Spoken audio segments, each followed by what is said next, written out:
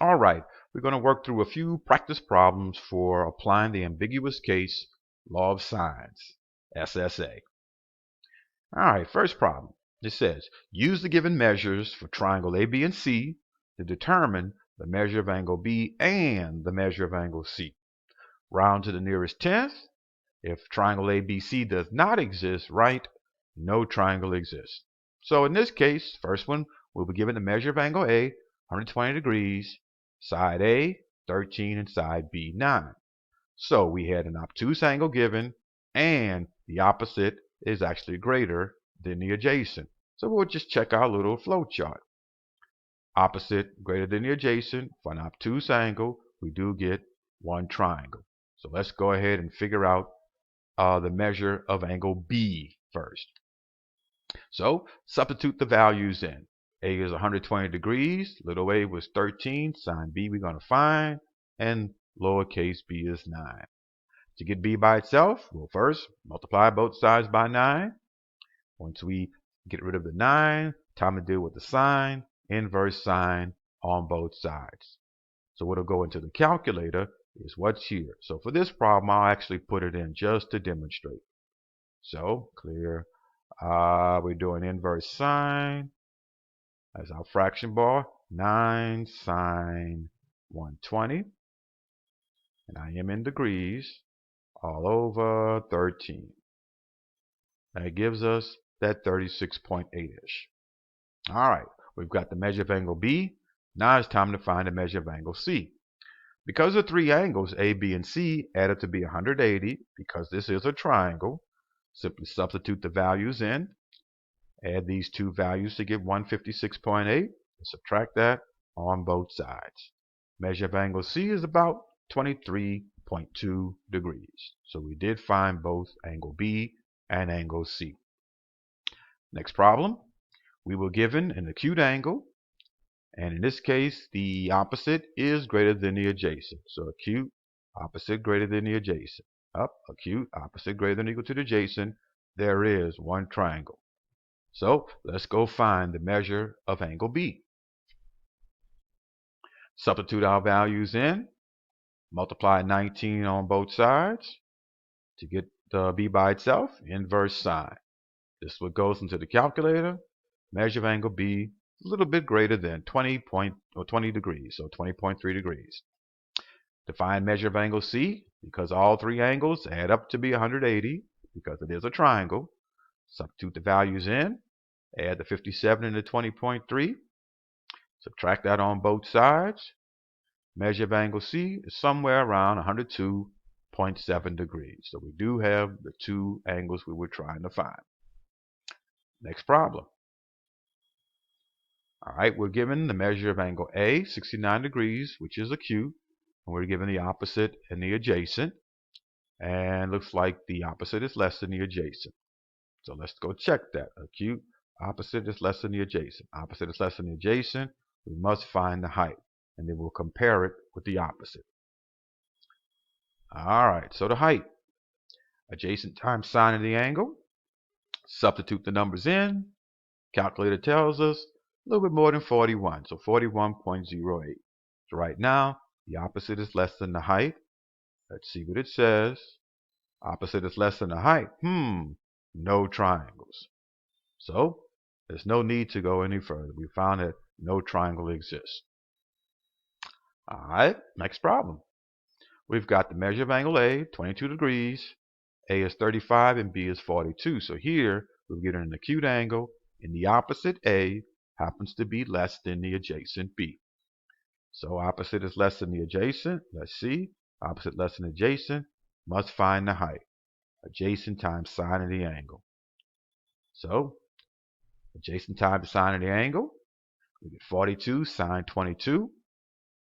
Into the calculator, height's a little over 15. It's 15.73. So right now, we compare the height and the opposite. Here the height is less than the opposite. Opposite is greater than the height, which is the same thing. So there are two triangles that exist, according to the flow chart. Two triangles exist. And that was that unique case where the height was a little less than the opposite, which was a little less than the adjacent.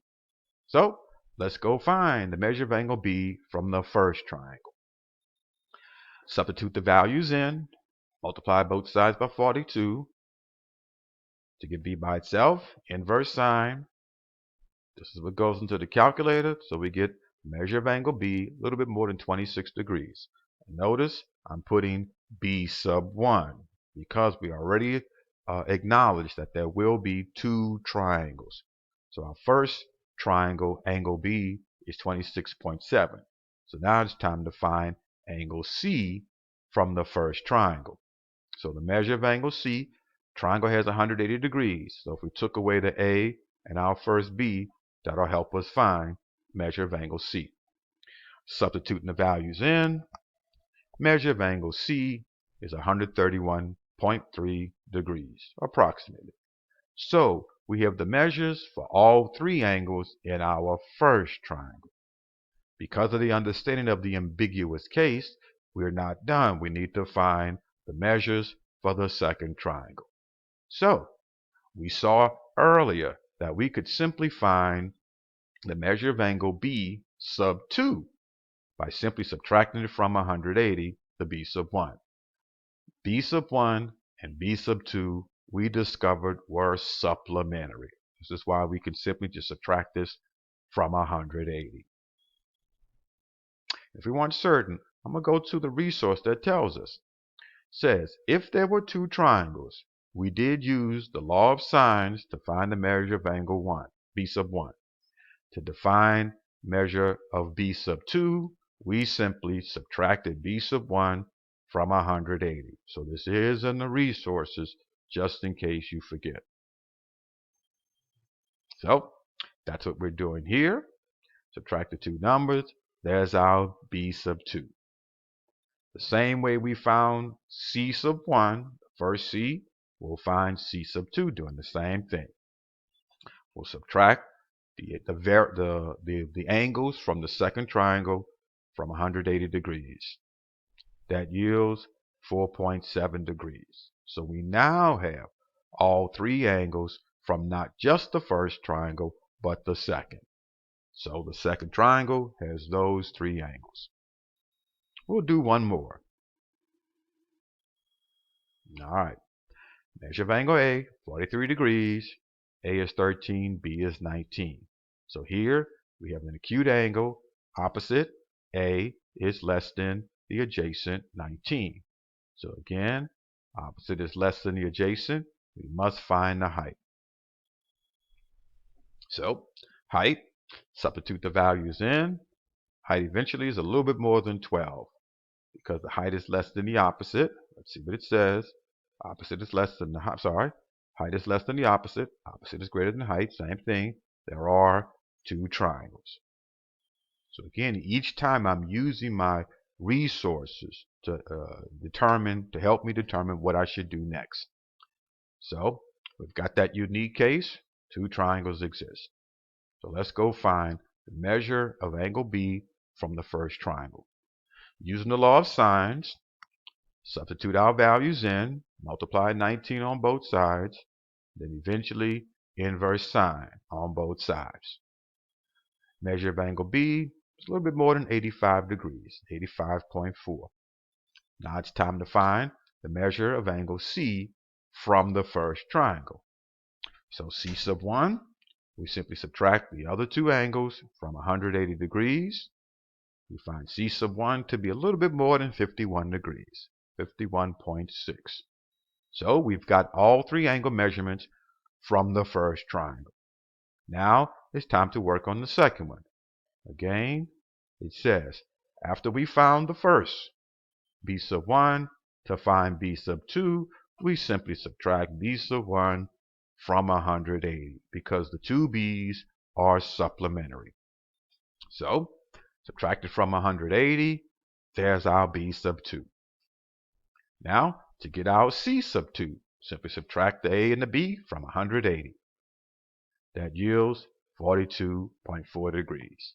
So we now have the measures of both triangles. So those are some practice problems.